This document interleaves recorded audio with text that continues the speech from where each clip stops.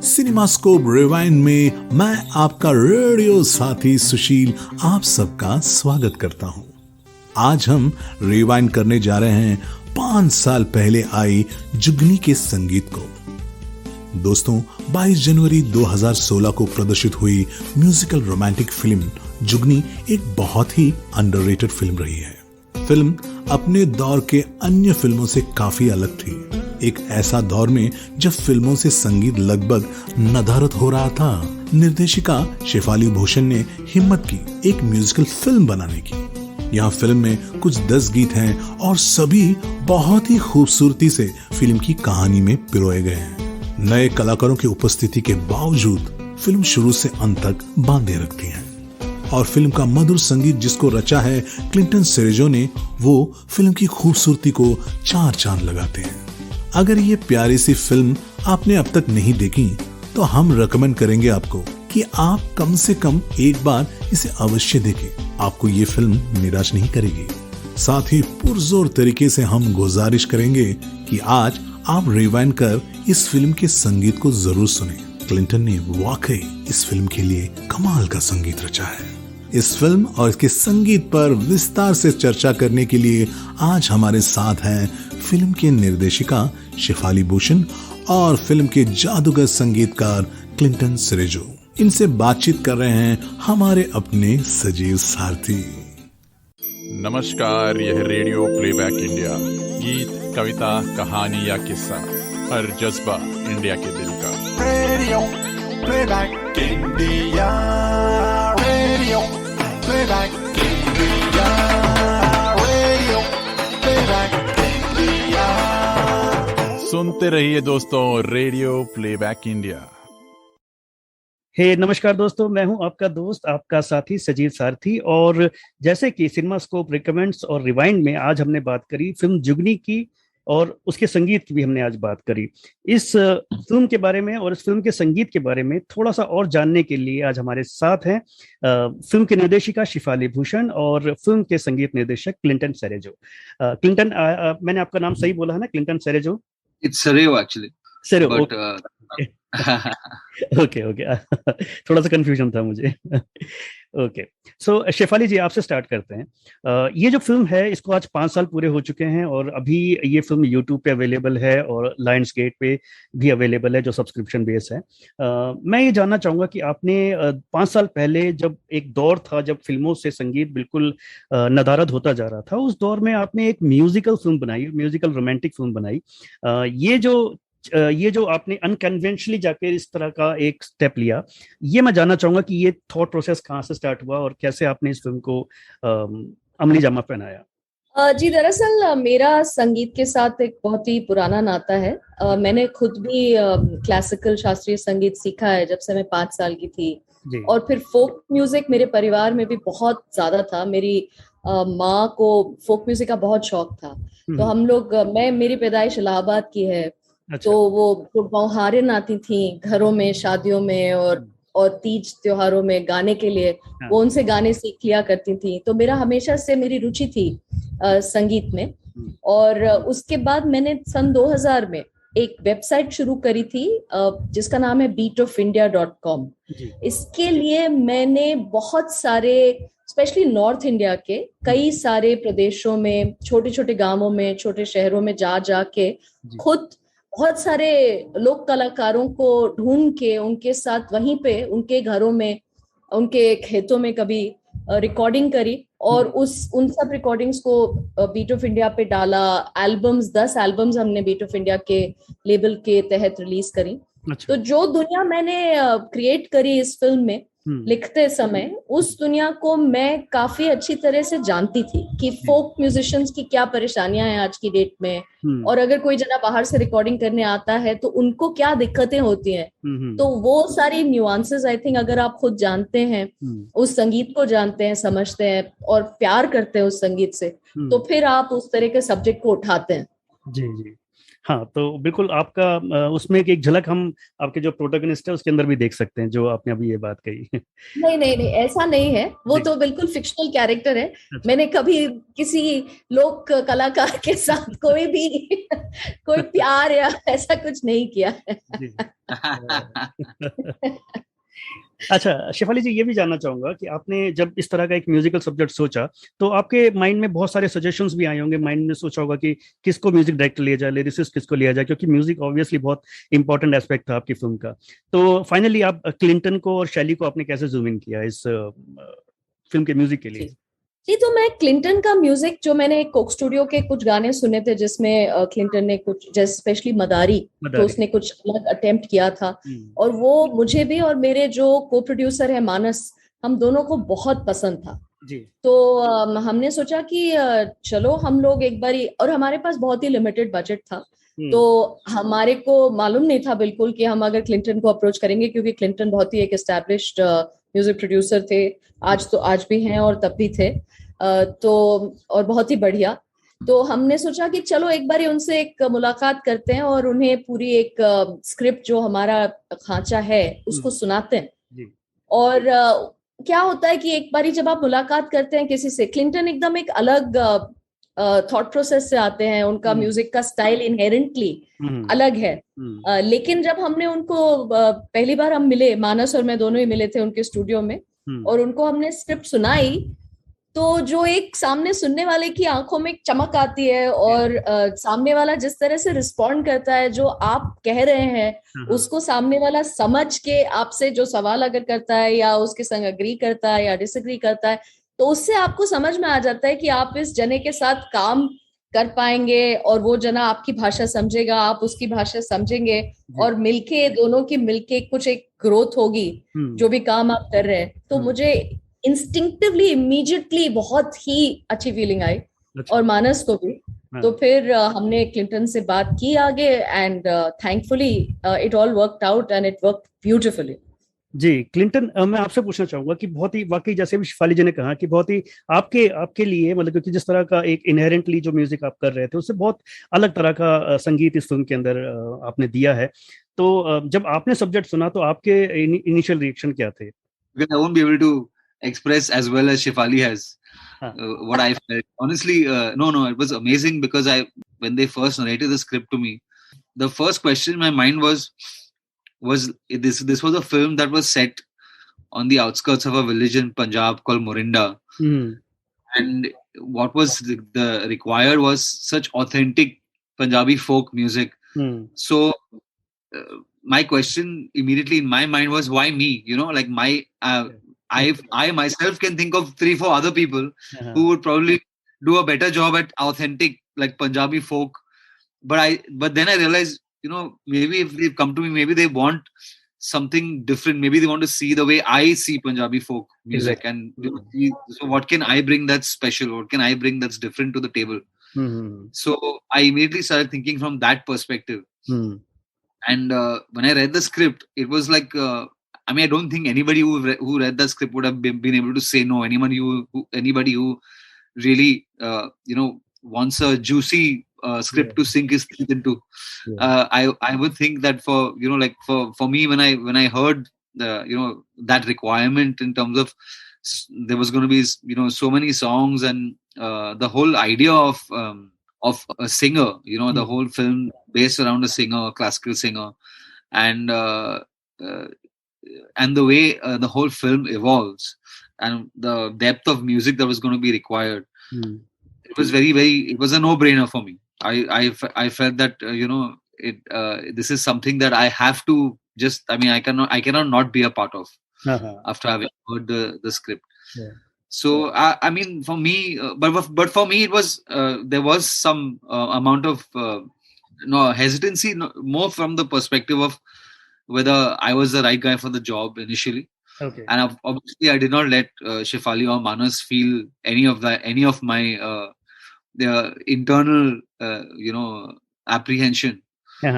But then as the songs shaped up, I think I got one of the biggest compliments from one of the singers, Nakash Aziz, who had come to sing in fact he had come to sing the folk version of the title track. The title track was sung by Javed Bashir. Uh-huh. And there was a folk version which Nakash had come to sing. And when he heard it, he actually, after the recording, when he found out that I had actually composed that, he said, "Oh, really? You composed this? I thought it was a Punjabi folk song or something that you just taken." And so the combination of Shaily's lyrics and the way it worked out musically, I think that was the biggest compliment for somebody to say that it sounded like authentic Punjabi folk. Because that was what I was most apprehensive about. And I think that through the process, because of Shefali's experience as a director and also how musically knowledgeable she is with these forms, it was a huge help to me as well, because she was a great bouncing board through the whole process. And I was able to very, very lucidly translate Shaily's lyrical ideas into make some musical sense of them as we went on. So yeah. तो Clinton, आपने विशाल भारद्वाज के साथ बहुत लंबे समय तक काम किया, बहुत सारी उनके एल्बम्स में काम किया, और आपने इस फिल्म के लिए उनको गवाया भी है. सो वो गाना जो है उसका एक्सपीरियंस थोड़ा सा बताइए, जो डुगी डुगी वाला जो सॉन्ग था. Yes, so I think this is the first time ever that Vishal ji, and I think the last time, if I'm not mistaken, sang for any other composer other than himself. The first time he sang for another composer, and I was really privileged that he immediately said yes, because of the fact that we have a long association. We worked so much, and I totally understand his sound, and he has his complete faith and trust in what I do to his voice after he had recorded it. And I don't think he had any doubts with that. And I just felt that from the time that song, from the time the first few notes of that song started playing in my head, I could immediately see Vishalji's voice on it. And when he rendered it, it was exactly what I was hearing in my head. So I think it's still a favorite with a lot of people, that song. Okay, Shefali ji और Clinton दोनों आपसे पूछना चाहूंगा कि ये जो process था पूरी फिल्म का, जो म्यूजिक बनाने का, बिकॉज ऑलमोस्ट 10 सॉन्ग थे इस एल्बम के अंदर, जो बहुत रेयर होता है आजकल के समय में. तो 12 ओके, मिक्स थे शायद, आई थिंक ना. ओके, 12 सॉन्ग्स जो थे, अब इतना एक फुल फ्लेज एल्बम आप लोगों ने बनाया, तो प्रोसेस कैसा था? मतलब आपने जो स्क्रिप्ट थी अकॉर्डिंगली आप क्लिंटन को नरेट करते थे कि मुझे इस तरह का गाना चाहिए, या कैसे क्लिंटन कुछ पिच करता था आपको तो आप उनमें से चूज करते थे? मतलब प्रोसेस थोड़ा सा बताइए. नहीं, देखिए, गाने जहां आएंगे वो काफी फिक्स था स्क्रिप्ट में, क्योंकि क्योंकि एक म्यूजिक प्रोड्यूसर है जो विभावरी, जो गई है गाँव में, और वो एक सिंगर बीपी स्वरूप की तलाश में गई है, और उसको पहले उनका बेटा मिलता है, तो वो बेटा परफॉर्म करता है. तो जिस तरह से स्क्रिप्ट लिखी गई थी, गानों की सिचुएशंस या पोजीशंस काफी हद तक तय थी. वो आके उसके गाने को अपनी तरह से ट्रीट करती है और एक नया गाना क्रिएट करती है, जो कि एक फिल्म में वो इसीलिए गई है. तो इसलिए काफी वो सिचुएशंस, जिस तरह से गाने आएंगे, वो काफी लेड आउट था ऑलरेडी. तो एकदम ब्रीफ काफी क्लियर थी क्लिंटन के लिए. एंड तो हमारा प्रोसेस यही था कि he would create something, and then when he got excited about it, only then he would call me that, oh, Shefali, and the excitement was very palpable in his voice when he called me to come and hear something, because he said, I'm quite excited about this. I think the first one that we heard was the title track only. Jugni. तो काफी excited अगर वो होता था खुद ही, तब वो मुझे बुलाता था, फिर हम उसको साथ में सुनते थे, और काफी हमारा चलता था जैमिंग एक तरह से. काफी हमने साथ में उस पे डिस्कशन और बहुत कुछ किया. तो I feel very very privileged to. एक में मेरी बैकग्राउंड में आवाज भी है एक गाने में, जो मैंने 3 लोगों के साथ मिलके गाया है. तो बहुत बहुत मुझे मजा आया, even not only as a director but even as somebody who is deeply interested in music, to be working with Clinton and with the range of fantastic singers that we managed to work with. That was in fact a lot of people call this album like a singer's delight, because Truly, we were able truly. to actually have, I think, some of the countries and the world's best singers, I would say, on this project all in one album. For AR to be on it, first of all, singing and that song that he, that he contributed to the album. Then for Vishal ji, Rekha ji, then Nakash, Neha, Javed, Fateh Ali Khan, Javed Bashir, Bianca, myself. I mean, it was just something that Nakash. So it's like there were just too many really good singers. It was like a kind of a what I would call the musical version of a degustation meal. Yes, truly it is. अच्छा, एक इसमें जो कवाली जिसकी आप बात कर रहे हैं, राहत फतेह अली खान साहब ने गाई है, वो बिल्कुल वो नुसरत साहब के जमाने की एक भेंट लगती है उस तरह का, बहुत ही प्यारा। वो अपने सिचुएशन भी बहुत प्यारी है उस कवाली की, जहाँ पे वो सिचुएशन में गाना आता है वो, उसका थोड़ा सा बताइए कि वो एक्सपीरियंस कैसा रहा, जो कवाली आपने क्रिएट करी। I guess again for me it was the challenge was to try and make that kawali sound as authentic as possible, and I think before just to prepare myself for this film, actually, I think for the minute I met Shefali and Manas, I started listening to a lot of kawalis, ghazals every night. I just started listening because before I even start composing the first note, I wanted to kind of be able to let that sound seep into my subconscious. So I think I suspended all my orchestral listening, or all the other bands that I would listen to, just for that period.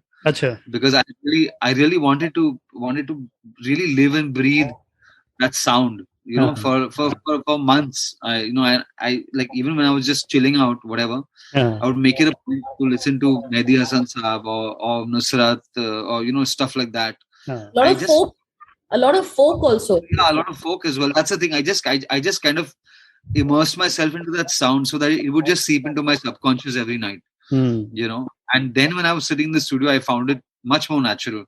Another thing that I want to mention here is, as a Western musician primarily, you're used to composing on either the guitar or the piano, and both the instruments are harmonically driven, which means that when you compose a melody, you need chords to go along with it. Whereas the Hindustani concept is all based on a single sa, right? So the whole idea of not using harmony to compose while I was composing, for me, that was a new experience. And I actually went out and bought a harmonium because I said, I want to compose these songs on a harmonium. Wow. I don't want to compose them on a piano or on a keyboard. Great. So I actually bought a harmonium just to compose these songs. And I refrained from using any chords. I said, you know what, I'm going to just compose this melody based on a single sa. I'm not going to use a single chord to help me along the way. And only once I have finished composing the melody, then I will start using my skills as a producer to color that melody. And then I will use all the chords that I need to, and all the production skills. But as a composer, I'm going to leave my producer's hat, in the cupboard first. I'm going to just actually sit like a composer with a harmonium and make sure I have a great song first. That's right. That was a slight difference for me, very different actually, in my process. And I don't think I've done something as authentic as that even going forward after that. After I did that album, I kind of went back to composing on the piano and on the guitar like I normally do. But for that particular album, I just changed my process because I really wanted it to sound as authentic as possible. Yeah, definitely, Clinton. और ऐसी फिल्में भी बहुत कम बनती हैं, ऐसे albums भी once in a decade ही बनता है, मतलब मैं तो ये कहूँगा। और मुझे इस एल्बम के हर गाने पे मैं बात करना चाहूंगा, लेकिन इतना समय शायद नहीं है, तो एक गाने पे हम लोग बात कर लेते हैं, हट मुल्ला पे, जो कि मुझे लगता है कि बहुत ही प्यारा एक मेलोडी का और एक फ्यूजन, जो आपने दोनों चीजें इसमें वेस्टर्न और फोक जो आपने मिलाया है, that is very beautiful. So that, in fact, I had composed another version which I played to Shefali, which she didn't like actually. Achha. And I remember, I very clearly remember, like, I still have that song. And she felt while it was a really nice song, it just didn't have the intensity that that scene required. Yeah. And so that's when I went back to the drawing board, and I was just thinking of, what's a kind of darker rag that I can try and, because I think the first version was a little sweet. And Bianca only had sung that, Bianca Gomes, and it was really well sung. And Shelley ji wrote that version, and then after Shefali said that, no, I don't think this is working for the scene, I just totally went back to the drawing board, and that's when I actually thought of these, this melody and the darker rag based thing of and these questions drifting in the silence, and those lines that came to me, and it became something that became like a loop in my head. I think that song has such a loopy, trancey feel, and I think that's what when I actually had that, I felt convinced, okay, this is way better than the direction I was actually going down. So from very sweet song to आपने बहुत passionate सा गाना बनाया, जो मुझे लगता है कि एक one of the greatest song है फ्यूजन में मामले में. तो शेफाली जी, ये क्लिंटन ने जब इतने गाने बना लिए थे, तो फिर आपने रहमान साहब को अप्रोच किया क्या, या फिर रहमान साहब खुद इस प्रोजेक्ट से जुड़ना चाहते थे? उनकी एंट्री कैसे हुई इसके अंदर? सो मेरे जो हम 3 लोग हैं जिन्होंने को प्रोड्यूस करी है जुगनी. एक है मानस मल्होत्रा और मैं, और तीसरे है करण ग्रोवर. अच्छा. तो करण ने क्लिंटन के साथ भी काम किया था, और उनका बहुत एक पुराना जुड़ाव मिस्टर रहमान के साथ रहा है. उन्होंने उनके साथ बहुत सालों तक बहुत काम किया है. तो वो डेफिनेटली चाहते थे कि मिस्टर रहमान की एक ब्लेसिंग हो इस प्रोजेक्ट के लिए. तो उन्होंने मिस्टर रहमान से बात की, and he is a very very very lovely human being, very kind person, and he has worked with Clinton also.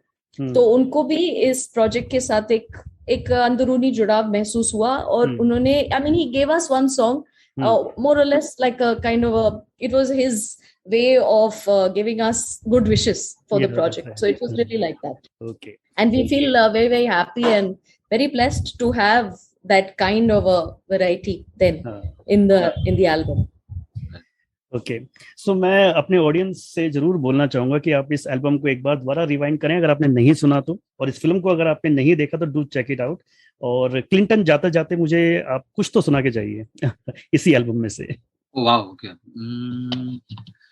I'll sing the I don't have my guitar with me today, but no problem. Just vocals. I'll sing just the first few lines of Hat Mulla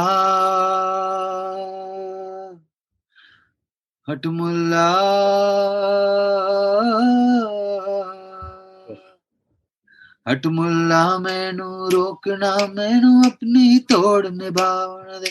हट मुल्ला मैनू रोकना, मैनू अपनी तोड़ निभावन दे. अपनी तोड़ निभा के मैनू घर कजरा दे जावन दे. हट मुल्ला मैनू रोकना, मैनू अपनी तोड़ निभावन दे. ब्यूटीफुल लिरिक्स भी बहुत प्यारे हैं शैली जी के. ये लिरिक्स बुल्ले शाह के हैं. ये पोर्शन बुल्ले शाह का है. Okay. उसके आगे के जो लिखे हैं वो शैली जी ने लिखे. अच्छा. Great. Okay Shefali ji, Clinton, thank you so much for being with us. Thank you so much, Sanjeev. Cinemascope rewind में ये थी चर्चा जुगनी की संगीत की. आज के लिए इतना ही. मैं आपका रेडियो साथी सुशील आपसे जल्द ही मिलूंगा सिनेमास्कोप के एक नए एपिसोड के साथ.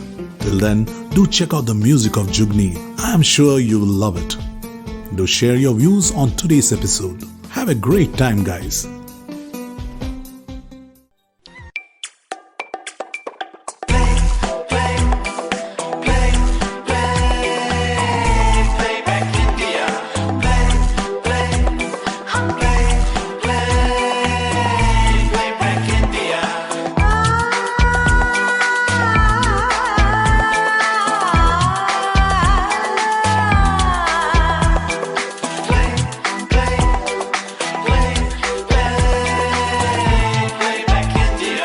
Radio Playback India.